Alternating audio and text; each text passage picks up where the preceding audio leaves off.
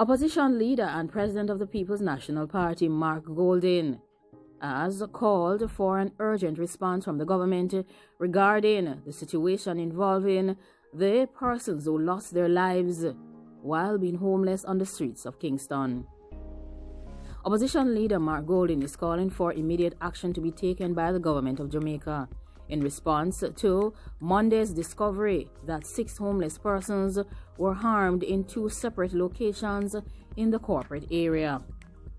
This morning's incidents are further evidence of the severity of the crisis of dangerous activities in Jamaica. Jamaica has become a place in which our most vulnerable and defenseless can be so heartlessly harmed, and their lives can be taken in our capital. This is what Mark Golding has mentioned. He says that the opposition is concerned that the circumstances suggest that the possibility that these were coordinated incidents.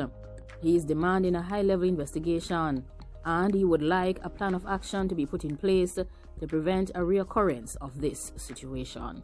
The local government has said that he is condemning the situation involving the loss of life of homeless individuals in the corporate area. Minister of Local Government and Rural Development, Desmond McKenzie, has condemned the dangerous activities that were taken against 6 homeless men in the corporate area.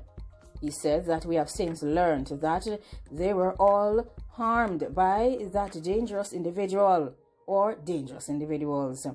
Whilst there are clearly dangerous activities ongoing, he said that he's left to wonder if this is the outcome of an outburst of craziness. It challenges me to do even more for homeless population. He further added that although they provide a full range of services at the drop-in centers, including overnight accommodations, many of our homeless brothers and sisters utilize these services, but they prefer to stay on the streets, thus making them even more vulnerable to organized or random dangerous activities. The minister further went on to appeal to members of the homeless population to make use of shelters, even as the police works to solve these dangerous activities. He is also appealing to the homeless persons to make greater use of these facilities that are dedicated to serve them. They are staffed by committed professionals who continue to provide total care for all who visit. McKenzie went on to state that this matter revives the daily challenge to be a far gentler society and to ensure that the vulnerable are never seen or treated as expendable. 3 men have been arrested after police officers found a dangerous tool in a car.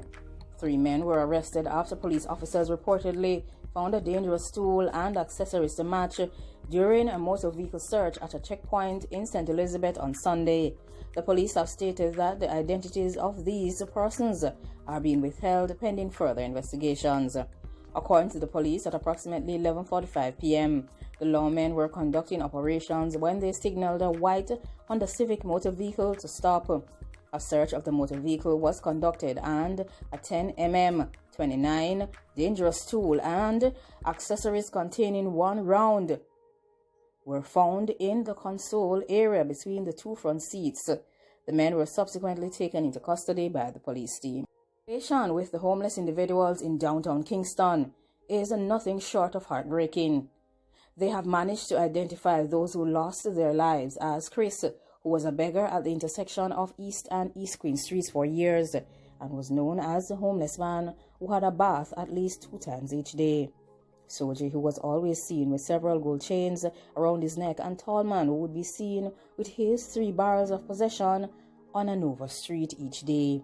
The homeless are convinced that the 3 men had lost their lives to a deportee who lives on the streets of the city. It is alleged that he may have taken the life of another homeless man in downtown Kingston previously and had been in a mental institution until he returned to the streets some weeks ago. A man, of course.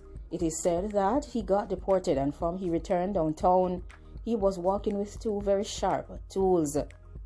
And of course, they're assuming that he was the one who took the life of these dangerous individuals. Also said that a homeless man had been harmed and his life was taken.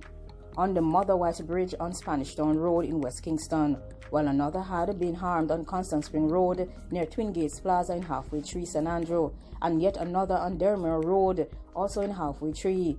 The would-be persons who were planning to search for the deportees started looking for havens. Of course, this is a sad situation.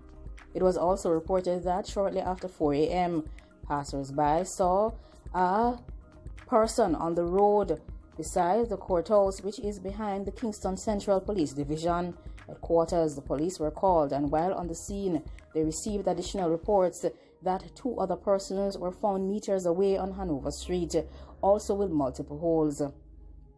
As the police processed the scenes, reports surfaced that this incident that was taking place against homeless persons in 3 other locations in the corporate area.